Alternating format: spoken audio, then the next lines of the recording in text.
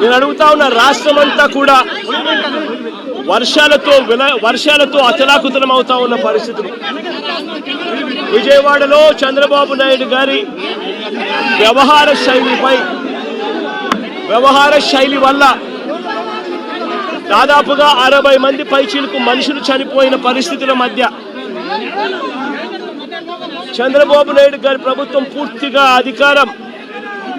పూర్తిగా కూడా చంద్రబాబు నాయుడు గారి గవర్నమెంట్ అన్ని రకాలుగా ఫెయిల్ అయి మొట్టమొదటిసారిగా 60 మందికి పైగా చనిపోయిన పరిస్థితుల మధ్య విజయవాడ అంతా అతలాకుతలం అవుతా ఉంటే టాపిక్ డైవర్ట్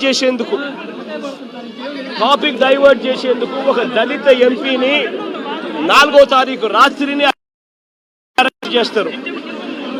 విజయవాడ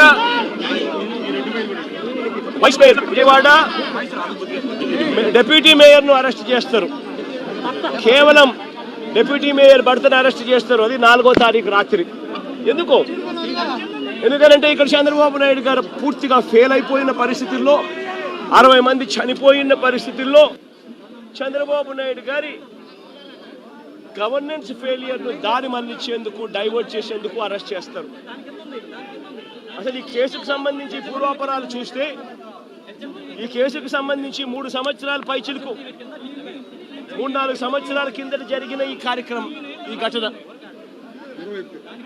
2021 అంటే దాదాపుగా 4-5 సంవత్సరాల కిందట జరిగిన ఘటన. దాదాపుగా 4 సంవత్సరాల కిందట జరిగిన ఘటనలో ఈరోజు టాపిక్ డైవర్ట్ చేసేందుకు 4వ తారీఖు రాత్రిన సురేష్ను, దళిత ఎంపీని, విజయవాడ డిప్యూటీ మేయర్ భర్తను అరెస్ట్ చేస్తారు. నేను అడుగుతా ఉన్నా, సూటిగా నేను ఒక ప్రశ్న అడుగుతా ఉన్నా.